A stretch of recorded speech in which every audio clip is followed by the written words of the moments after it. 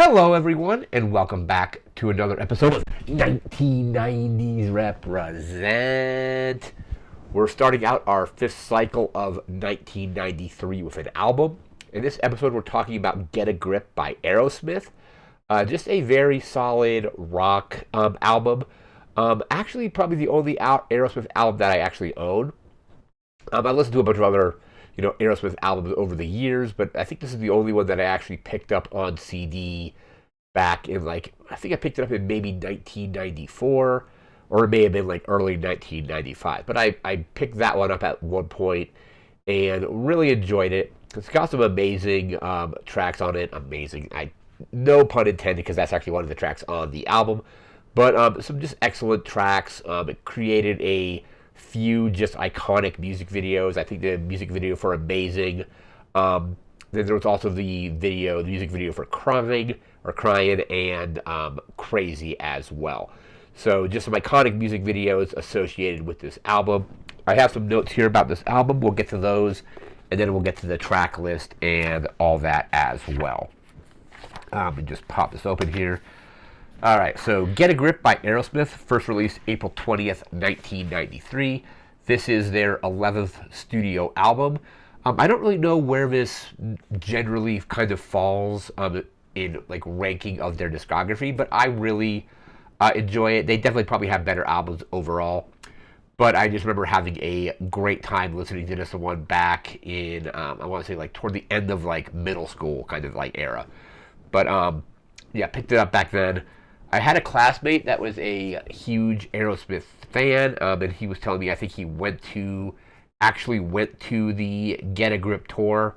It was just a huge fan of Aerosmith, and it's kind of he was telling me about this album because my only real knowledge of it was the couple music videos that I had seen. Maybe it was all three of them.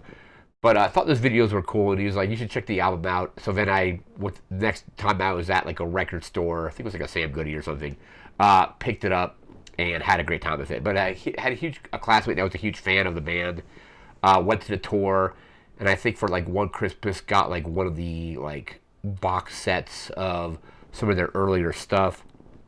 So yeah, he was all about them, and I definitely enjoy their music. I hadn't listened to this album for a while, but I remember just doing preparation for this next particular cycle that we're on now, and I'm like, I haven't listened to Get a Grip for a while. Let me just revisit that, and had a great time doing it.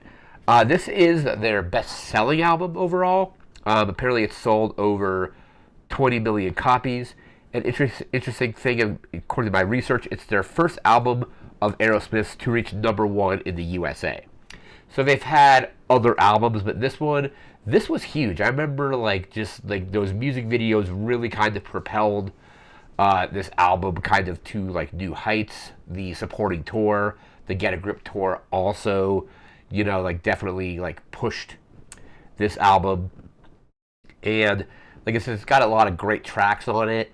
So it's I don't think according to reviews, it kind of falls middle of the road, I think, for a lot of people.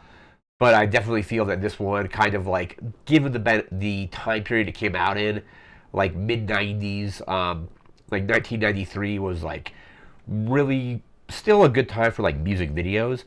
I kind of started noticing MTV kind of drifting away from that, probably closer to 1995. Whenever Road Rules came out, I remember really liking Road Rules, but then also realizing that MTV was definitely changing. So I think this album came out right before that change was really apparent.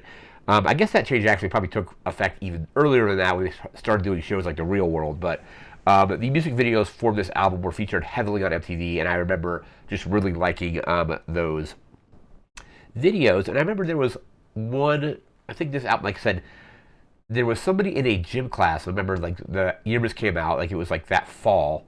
So it was several months later, the 93, 94 school year basically, was talking to the gym teacher, and kind of it was kind of a cool moment, because it was realized that the gym teacher was actually pretty cool, because I think the student didn't realize that the gym teacher's taste in music was actually really good, and I think the student was thinking they're oh the teachers never like heard of this album, and then like I think he mentioned it. This is a different classmate, by the way, but mentioned this album, and then the teachers just started talking about it, and like I think this like one other student was just kind of like shocked that the teacher knew what he was talking about or knew the album that he was referring to.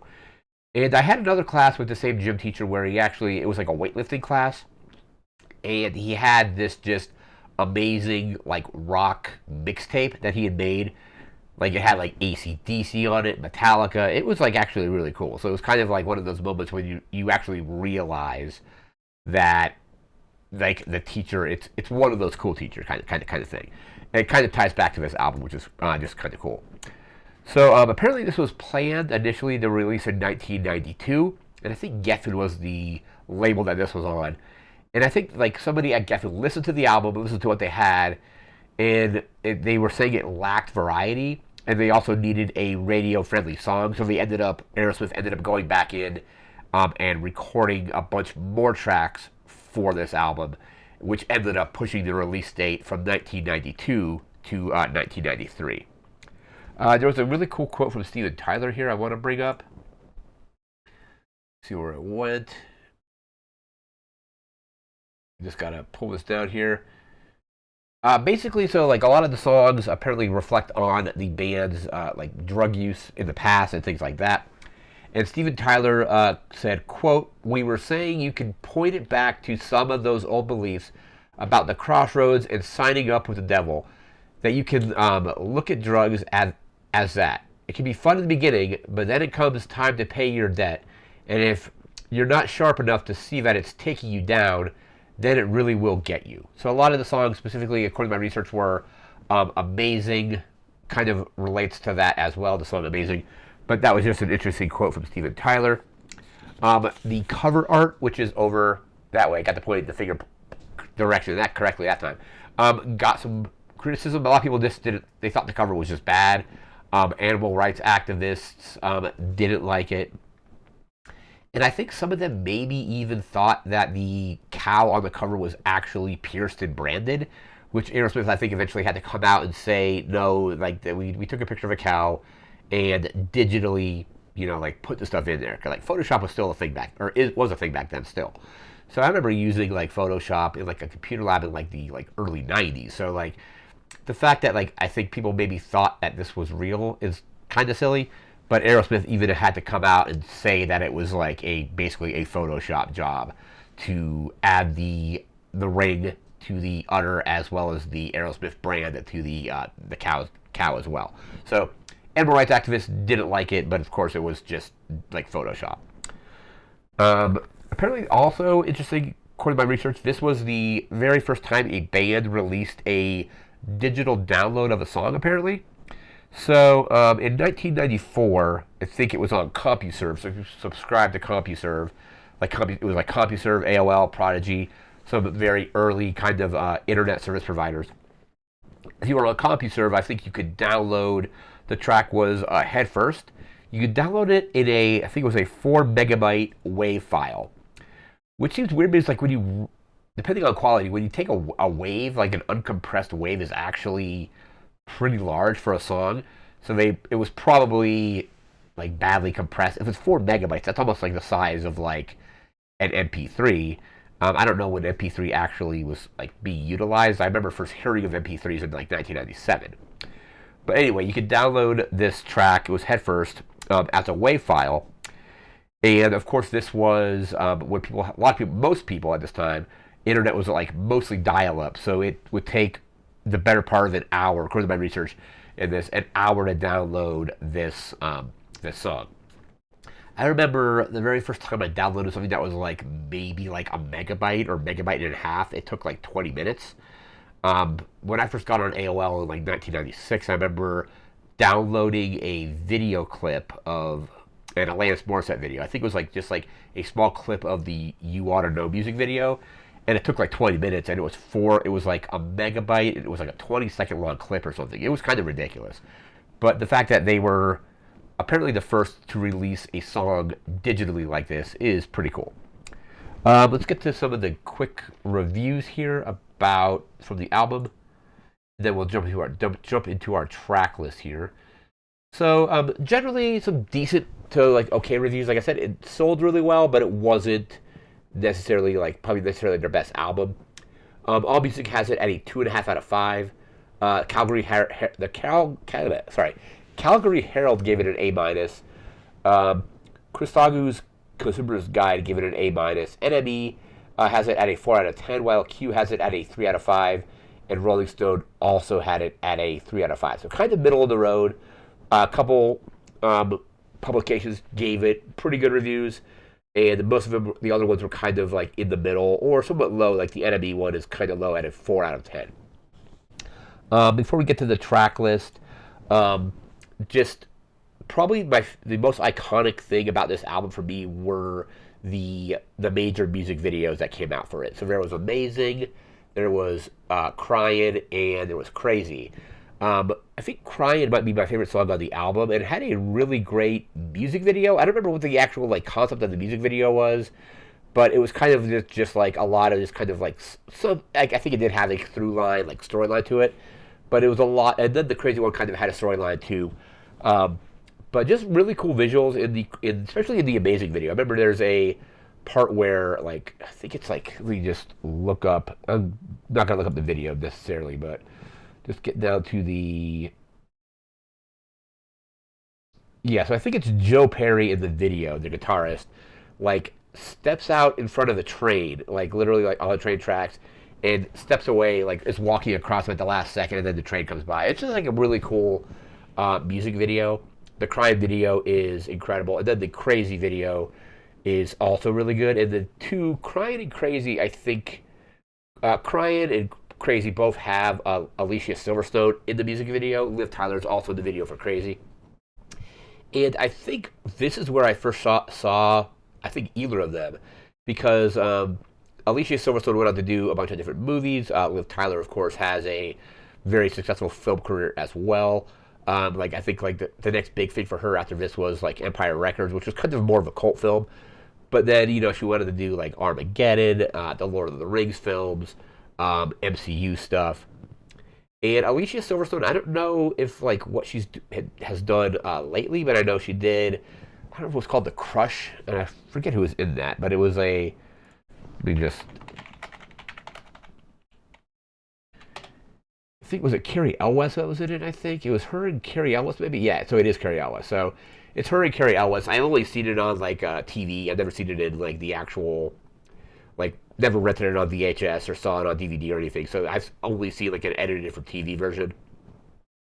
And she plays like this psycho kind of stalker that's going after Carrie Elwes' character. And then she did Clueless, so that was probably like her. I don't really know if we call it her biggest movie. It's the one that I associate most of her. And then, of course, she was in Batman and Robin, but that movie was kind of panned when it came out. I think people have kind of had a turnaround on it. I may do the Batman, maybe not in this current cycle, but Batman and Robin is something I'm probably definitely going to try to watch for this series at some point.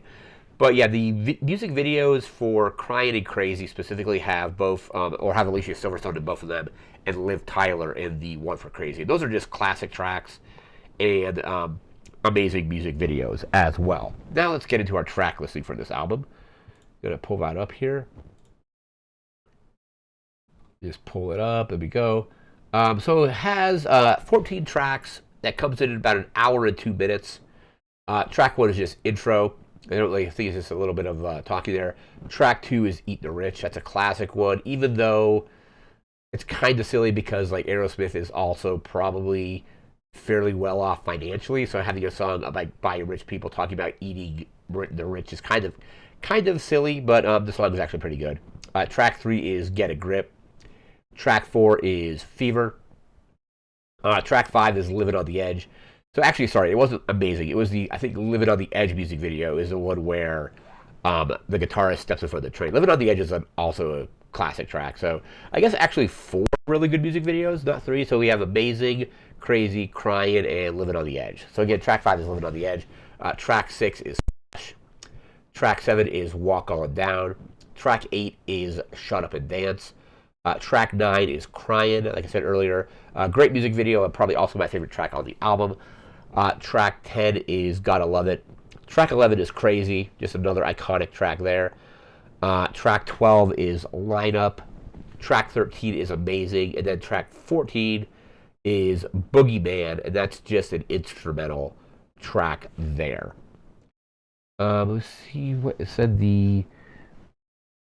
Yeah, I think Head First, I think, is a B-side. So it was like not an actual track on the album, I don't think. Can we see? Did we see Head First?